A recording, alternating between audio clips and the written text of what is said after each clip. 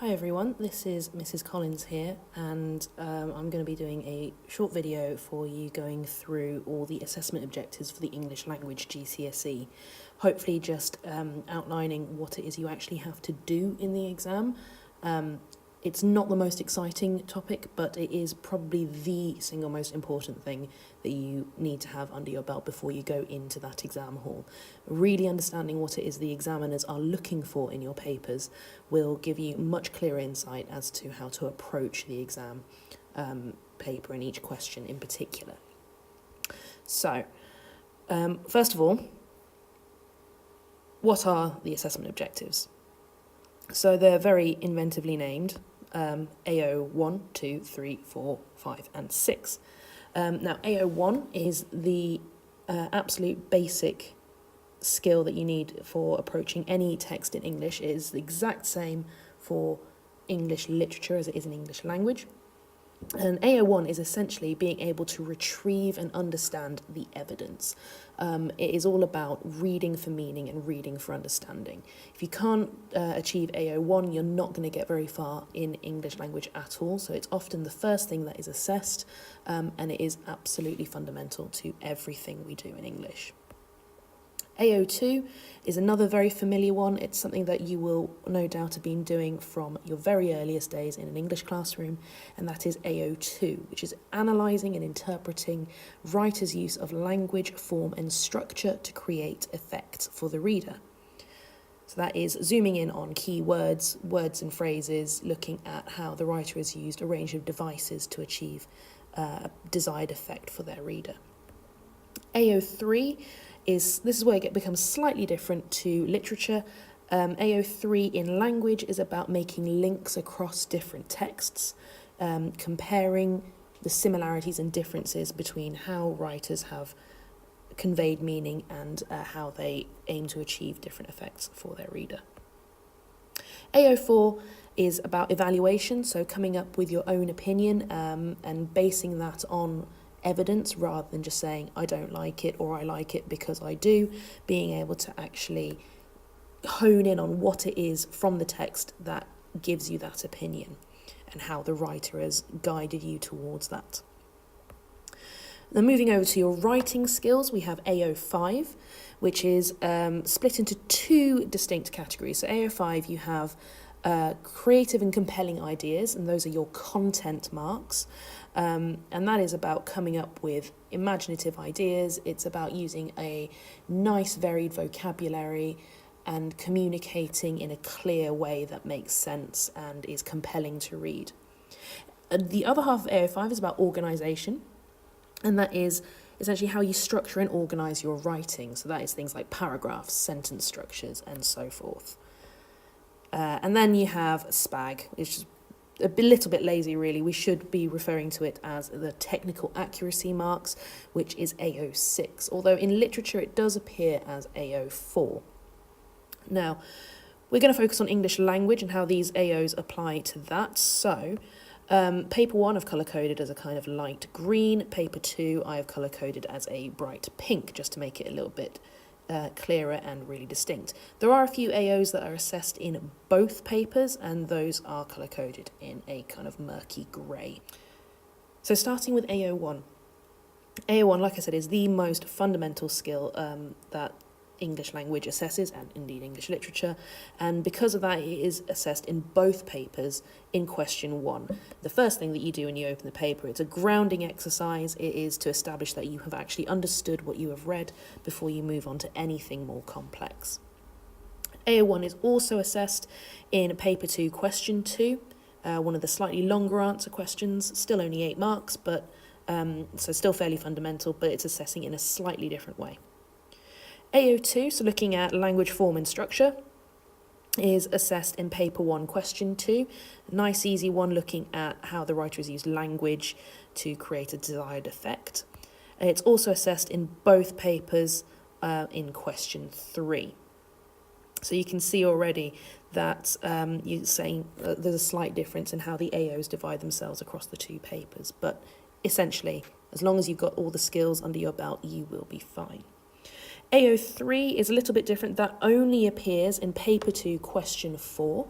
and that's to do with the setup of the paper, which I will go through separately, but essentially paper 1 you only have to look at 1 text, paper 2 requires you to look at 2, therefore it makes sense that they're going to be assessing your comparison skills. AO4 then is another unique one. It only appears in paper 1 question 4, which is why it's worth so many marks in that paper. It's worth 20 marks, and that is, like I say, coming up with your own critical opinion based on the extract. So the writing AOs are a little bit more straightforward in that they are assessed in both papers in the writing section. So both papers, question 5, you need to make sure that you are thinking about coming up with those creative and compelling ideas, organising and structuring your writing in a logical and compelling way, and aiming for high levels of technical accuracy. So those are AOs. Anytime you see the icons appear on any of the screens over the next few videos, you should recognise which AO is being referred to. So starting with AO1, appears in paper 1 and paper 2 question 1 and in paper 2 question 2. What is it? Because on its own that doesn't make much sense, AO1. AO1 is essentially identifying and interpreting explicit and implicit information. It's also about synthesizing that evidence from the text. In other words, what does that actually mean? It's reading for the obvious meaning, but also digging a little bit deeper and looking for meanings that are less obvious or less explicit to the reader. Again, it's about showing that you understand what you have read, and the texts that the exam board choose for these exams are designed, or they're written to be read on multiple levels. So there will always be a more obvious meaning in each of the texts that you are given, and there will quite often be layers and layers of meaning, just like there is in literature. You're looking at kind of the face meaning and then digging a little bit deeper. A big part of AO1 is using evidence, using quotation. And it's not just about picking out a random series of words or a random series of sentences and copying them down. You really need to show that you have understood that text. So using quotes meaningfully to support your answer. And that word synthesize is really important as well, because wherever possible you want to be using these quotes in an embedded way. So using them as part of your sentences, using them to enhance what you are saying rather than coming up with new words altogether. So you can see AO1 is a little bit of a shortcut really, as you're not having to come up with your own words, you're borrowing someone else's. AO2, again, this is kind of our bread and butter in English, so question 2 on paper 1 and in both question 3s. AO2 is split into 2 parts, well 3 really if you include form, but it's looking at language and structure essentially. So language is your words and phrases and devices, and then the effect, that's the really key part of AO2, is being able to say, what do those words, phrases and devices make me, the reader, think or feel? Another big part of AO2 is using the relevant subject terminology. So essentially calling things by their proper name. You need to have a really good grasp of some of the absolute basic fundamentals of the English language, what I call the building blocks of the English language. So the 8 parts of speech and the names for all the various literary devices that you're going to be writing about. At the very, very least, you need to be zooming in on how a writer has used a word for an effect or how they have used a sentence for effect. But you're obviously going to get much better marks if you are calling things by their proper name and using more advanced terminology. So being able to zoom in on the use of a metaphor, for example, or how the alliteration helps to enhance an effect. So now would be a really good time, if you're not already confident with that terminology, to really revise those key words and get really familiar with them, because AO2 is a big part of both exams. Putting it more simply, the bulk of the marks for AO2 come from looking at how an effect has been created. So thinking about when you're reading something, what that bit of the text makes me think or feel when I read it, and how that effect was created.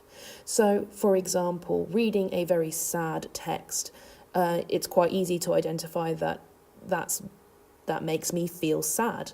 But linking that effect of sadness to how the writer has created it through their choice of words, maybe, or through their use of alliteration to zoom in on a particular series of words, or maybe they've used a semantic field of sadness to really show us how a character is feeling at that particular point.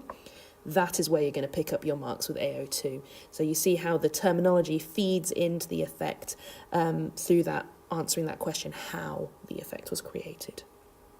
Like I've said a few times, it's all about zooming in on the choices the writer makes, whether it's a word choice, a choice of a specific literary device, a structural decision, text type, etc., etc. So really honing in on what it is the writer has done and how that creates the effect. AO3.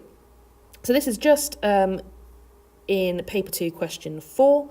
It's worth 16 marks of the English language papers overall, and it's all about comparison, comparing writers' ideas and perspectives, and comparing how these ideas and perspectives are conveyed across 2 texts.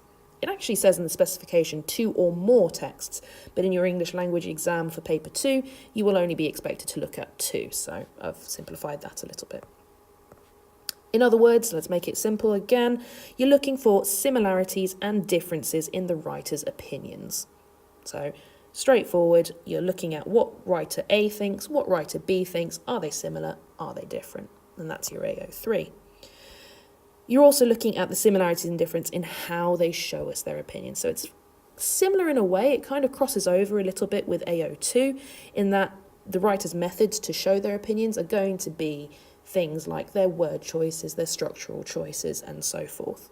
So it's not entirely different as a skill, but it is slightly different because what you're looking at is those similarities and differences rather than just writing about the one. AO4, that's the other one that's unique to a question 4, so that one just appears on paper 1.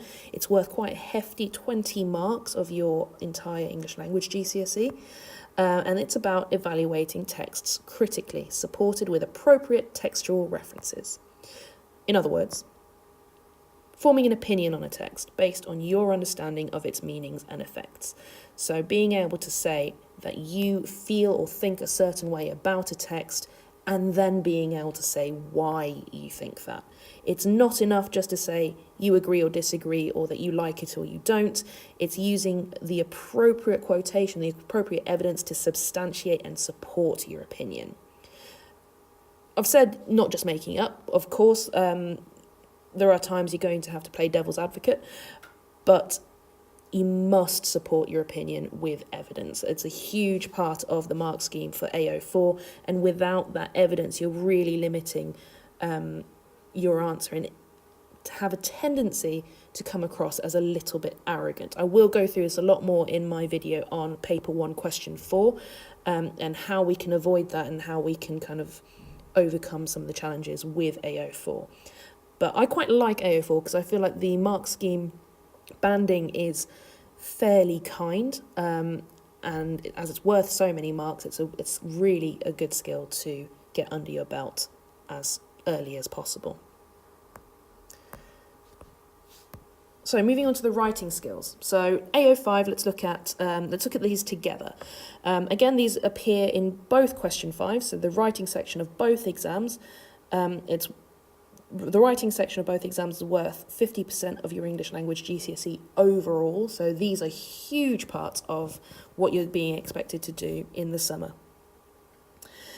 Essentially, it's about communication. Being able to get your points of view across or your ideas across clearly and effectively and imaginatively. You'll also be expected to adapt your tone, style and register for different forms, purposes and audiences. And what does that all mean? Your writing has to make sense. So, jumbled up writing that hasn't been very carefully thought out will come across as weaker writing from the get-go. AQA have actually started to print at the start of their question 5s that you are advised to plan your answer before you start. Please, please, please, I cannot emphasize enough just how that important that advice is. Don't ignore it, because if your writing doesn't make sense, if it isn't clear, it will hold you back, and it's worth so many marks that you want to make sure that you maximize every sentence that you are writing. Huge part of this is paragraphing, so your writing has to be organized. Paragraphs aren't really optional here. It's in the mark scheme, and the exam board expects you to show that you are able to use them. Now, it might mean a little bit of jumping through certain hoops for the sake of it. However, you must demonstrate that you can use that skill. At the higher levels, you're going to be using paragraphs for creating deliberate effects. So, for example, using very short paragraphs alongside longer paragraphs to contrast pace and tone and to create senses of suspense or action for your reader. In terms of coming up with imaginative and creative ideas, I think it's all about going beyond the obvious, being able to show your reader what you mean rather than just tell them. It's much more effective to describe a character's facial expression and how it changes and how their body tenses up and how they move to show an emotion, rather than just to say they were angry. I will talk about this a lot more when I come to my question 5 video, so do have a look at that when you get a chance. A little bit like what you're analysing in your writing, the exam board also want to see that you are making deliberate choices to reflect what you are writing. So, for example, in paper 2, you're asked to produce a piece of non-fiction text. So that might be a newspaper article, it might be a newsletter, it could be a formal letter. Whatever type of text you're being asked to write, you are expected to be able to show that you know that there should be a difference in the language that you use.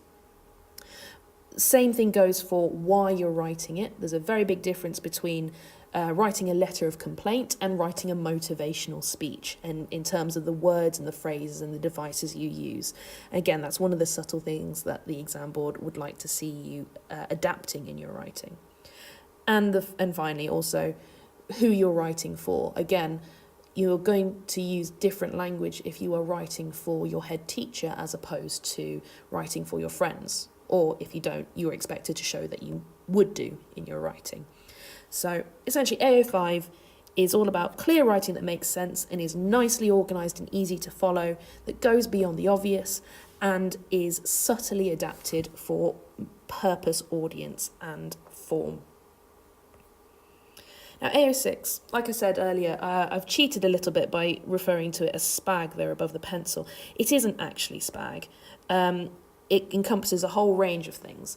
So, first of all, it's about using a range of vocabulary for clarity and meaning, using a range of sentence structures for clarity and meaning, and using accurate spelling and punctuation. It is technical accuracy, not just spelling. Spelling is actually only one small portion of the AO6 mark scheme. The key here is variety and accuracy. So, word choices that show you know a wide range of words and can spell them accurately most of the time. So those of you who are already panicking, thinking, oh, spelling is not my strong suit, in some ways, it doesn't matter.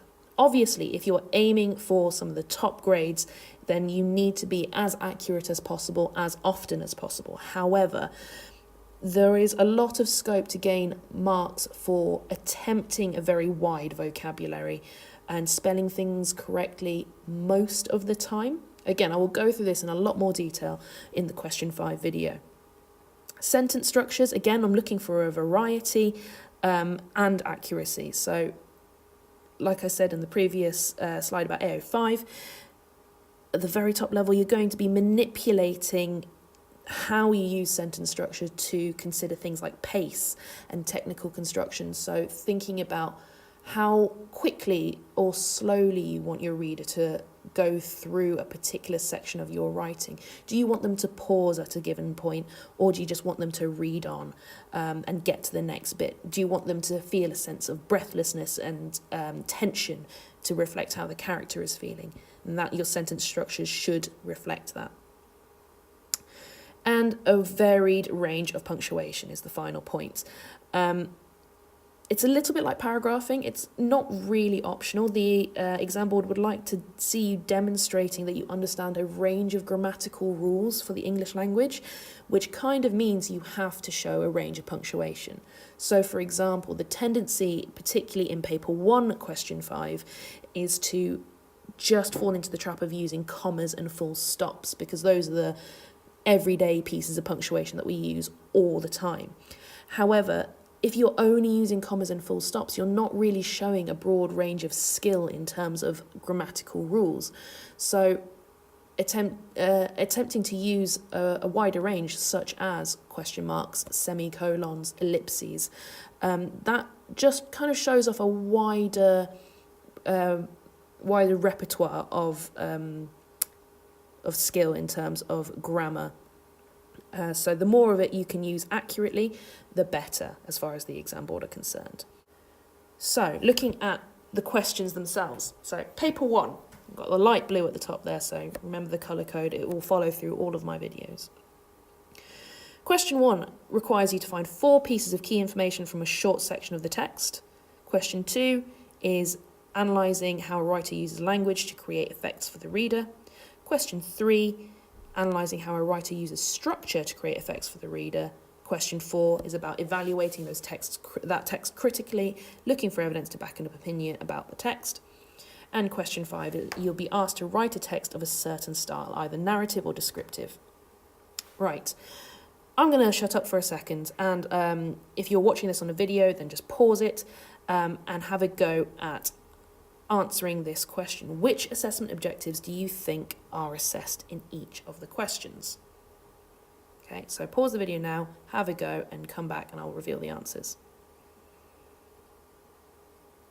Okay, hopefully that wasn't too difficult. Right, question 1 is AO1. So finding 4 pieces of key information. Remember, it's that kind of gateway skill. The first thing you do in the paper, as soon as you open it, do you understand what you've just read? AO1. Question 2 and 3 are assessing different areas of AO2. So question 2 is assessing just the language side of things, and question 3 is assessing the structure side of things. The key word there in question 4 is evaluate and critically, and that will obviously be our AO4. And question 5 is going to be AO5 and AO6, our 2 writing skills. So paper 1, is quite straightforward to remember, because the AOs kind of correspond to the question numbers. So question 1, AO1, question 2 and 3, AO2, question 4, AO4, question 5, AO5 and AO6. Okay, so we're going to do the same thing for paper 2 now. I'm going to go through the questions, and afterwards I'll ask you to see if you can match up which AOs belong with which question. So question 1. Selecting 4 correct facts from the 8 provided from one of the 2 sources you are given. Question 2 is a summary of the information provided in both of the sources. Question 3 is explain, comment on and analyse how writers use language and structure to achieve effects and influence readers using relevant subject terminology to support their views. Wow, that's a bit of a mouthful, isn't it? Question 4, you'll be asked to compare writers' ideas and perspectives, as well as how these are conveyed across 2 or more texts. And question 5, writing a text of a certain style, arguing your opinion on a given idea. So, asking you the same question again. Which assessment objectives are assessed in which questions? So pause the video, see what you can remember, and then come back to me.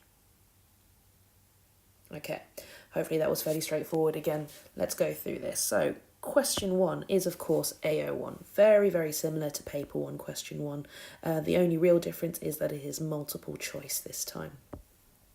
Question 2 is also AO1. Question 3 is, of course, AO2. The use of the words language and structure there should have been ringing that little AO2 bell for you. And question 4, comparing writers' ideas and perspectives. That key word comes in, compare, tells you it should be an AO3 question. And then question 5 must obviously be AO5 and AO6. So, thank you very much for listening and watching along with me. Thank you for putting up for my very awkward first recording. If you have any questions at all about anything that appeared in this video, tweet me at CollinsK English and I will do my best to get back to you.